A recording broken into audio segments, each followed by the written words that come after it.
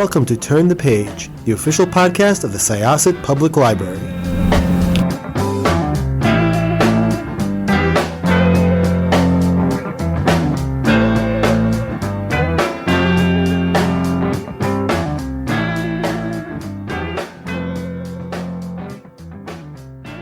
Hi, this is Jessica from Syosset Library's Turn the Page podcast. I am really excited to welcome back Rachel Harrison with Play Nice, which was a really good take on the haunted house horror story, or a haunted house horror story. It's been really interesting because as the horror movement has kind of grown the last few years, you see a lot of takes on what one might say is, like a classic slasher or a classic suspense. Uh, but a haunted house story is really, it really is evergreen, right? So it is always very interesting to see what people do with it. And I really enjoyed this one. Thank you so much for writing it.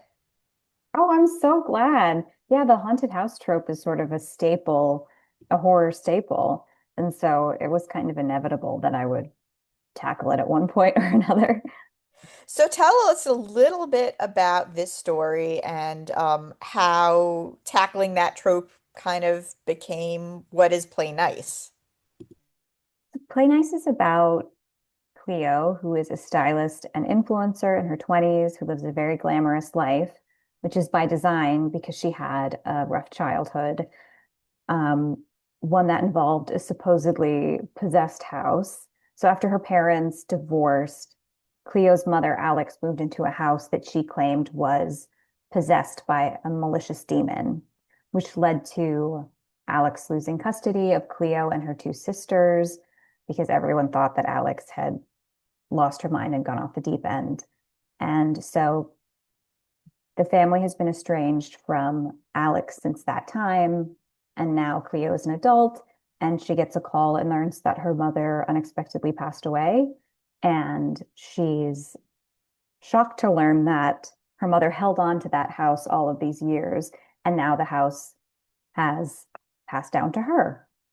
And Cleo sees this as an opportunity to make content and a quick buck from flipping the house and kind of erasing its demonic history while beautifying an ugly part of her life. And so Cleo starts to spend more and more time in the house, and she comes to understand that maybe there was some truth to her mother's claims. And this book was really inspired by like two things that seem very in opposite of each other, which is like the media's treatment of women in their early aughts, and also wanting to kind of explore and unpack why I find Amityville so fascinating, the different layers to the Amityville horror and how a real life tragedy sort of set the scene for this like big horror franchise and all of the layers of that. And I think a lot about the Lutz children and what that must have been like for them. And I think in any haunted house story, there's the crazy woman trope where it's all in her head. And so that was kind of the bridge from the haunted house to like thinking about Britney Spears and how the public kind of likes to tear women down. And once you call somebody crazy, how do they claw back from that? As long as it's a woman, because if it's a Yeah. guy, they seem to claw back pretty quickly. Yes. Mel Gibson is Um, still making movies, though. yeah, exactly. Anyway, yeah, no, for sure. I think that you did a really good job of that, and Amityville is really close to here. So we've heard about it our entire life. And even, there's like one of those Rise of the Pumpkins exhibits, and I'm not sure if, because I know that we have listeners literally all over the world. So, for those who do not know what Rise of the Pumpkins or Rise of the Jack-o'-lanterns or Blaze is, It is a festival, I guess, an event that takes place in the fall where many different venues have like what is supposed to be intricately carved pumpkins, but actually, I don't think most of them are pumpkins. I think there are actual pumpkins, and then there's like sculptures that look like pumpkins, Mm. but they're not. And it is very pretty and it's very cool. We go every year with my family. But the reason I mention that is because there is one location that used to hold one of these events, and it has historic houses on it. And it mentions one of the houses being the closest in style to the Amityville house, and really all the information on the sign is about the movies and the Lutz family and the demonic pig, Jody, and all of that. There is literally no mention of the fact that there was an actual murder that did take place in that house, which was a tragedy in and of itself. But I guess even though we're all fascinated with true crime, it's more fascinating to talk about like demons. I don't know. But it is true. Like we really do sort of pave over history for to make something that's, I guess, more interesting. And at the time, when his first name escapes me, but the Lutz father, the one who wrote, George, yeah. yeah, who wrote the book, um, like that was a bestseller. Everybody associated Amityville with that, and whoever lived in that house afterwards was harassed and probably still is. So it is true. And it was fun to kind of see your notes of Amityville here and just sort of see it through the eyes of Alex's three daughters, who all have mythological names, by the way. I don't know if Yeah. that was intended. So I don't know why, like I create backstories for all of my characters, and sometimes like it helps just to get an idea of who they are. But like Alex was Greek, and so all of her daughters have Greek names. Um, so that was like just like a weird thing that like when I sit down to write, I kind of come up with like, where did this person come from? And like, what's their zodiac sign? Do they care about their zodiac sign? Like little things like that, I think just help me, especially because in Plain Ice, there's a book within the book. So Alex, the mother, wrote an Amityville horror style book about her time in the house. So it's kind of the closest to a dual POV that I've ever gotten because I have a different character's voice. And usually I'm in one character's head the whole time. And this time I had to get into a different character's head. So it was important for me to develop a backstory and a voice for Alex separate than Cleo's voice. You know what, that's funny. I wasn't even thinking necessarily of that. I was just like, oh, their names are all mythological. Yeah. Um, but it was interesting to kind of see her and her sisters and how they were different. She's the youngest sister. Her older sisters remember things differently. She remembers things differently. And then, she's also the child of what is a divorce, but we talk a little bit about who gets to narrate what actually happened in a separation as well, which was interesting because it is, like if a mother does start saying, our house is haunted by a demon, that does seem like a pretty cut and dry reason to be like, well, I'm taking custody. But you do play a little bit with, faulty memory and how easy it is to sort of manipulate that, especially when someone is a child. Yeah. Again, this is like a little bit inspired from like the aughts and like who controls the narrative.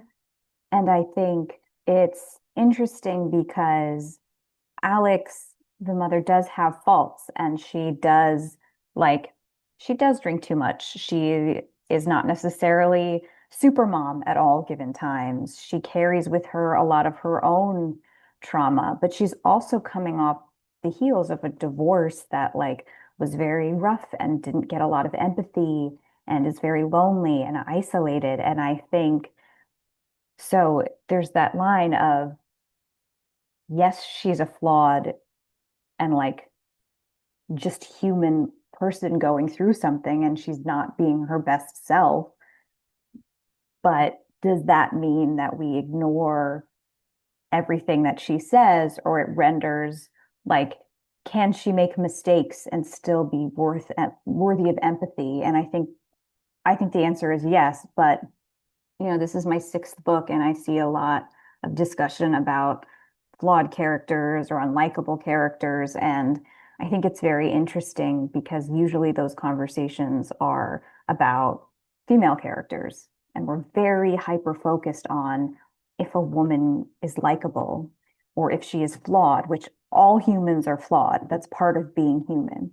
So I kind of seeing that feedback repeatedly in my work where, this character's unlikable or they're flawed. And it's like, yeah, that just kind of means they're human. And like, we're all unlikable to somebody. Like, so I think I wanted to play with the idea of it doesn't matter if you like them or not. It doesn't matter if they make mistakes or not.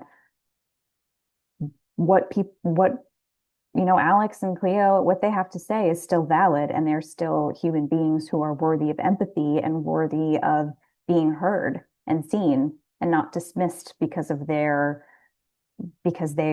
human and because they're not at their best, especially coming off the heels of for Alex, like again, a very, you know, nasty divorce, and for Cleo losing her mother. So they're in a very raw and vulnerable place. And I think it's interesting, like just women kind of don't get grace to stumble because they're never like you're not allowed to make a mistake because and I think especially young women in the spotlight, again coming back to Brittany, I think she's just the easiest example. Like she went through something really rough after her divorce, and her husband was basically holding her kids hostage, and she lost it, and everyone was like, oh well, she's crazy. It's like, who wouldn't be crazy in that situation? Oh, totally. I absolutely agree. Shifting to the fact that there is actually something supernatural in Yeah. the house, was really interesting as well. How did you sort of like perceive the entity in the house and how it was going to manifest? So I was thinking again, like coming back to Amityville and like a demonic presence in the house, and also um, kind of wanting to get into like I really love 70s horror, and like Poltergeist is a favorite. And I knew that for this story, a ghost would be too mild. Like ghosts are kind of moody, and they can move things around, and they have something to say, and they're spirits. And I wanted something rough and aggressive. So for me, it was either going to be a poltergeist or a demon. And poltergeists are a little bit more mysterious. And I think demons are a little bit more like sinister. Like there's something a little bit more clever and malicious about a demon. And so I wanted it to be a demon. And I just was thinking about how there's so many possession stories, and a lot of the times, most of the time, the demon is like possessing the body of a young person, young woman. And why do demons only possess people? Like, what if a demon were to possess a place? And like, why wouldn't they want to live in a house versus in a person? Um, and what kind of demon would prefer a house to a person? And so I thought that was a little bit unique, um, a unique take on the haunted house and on possession, and just sort of suited the story that I wanted to tell and the themes I wanted to explore. Yeah, it was again very unique, very interesting. I would say more about it, but like I really don't want to spoil anything because I have a lot of questions about it. But instead of giving spoilers,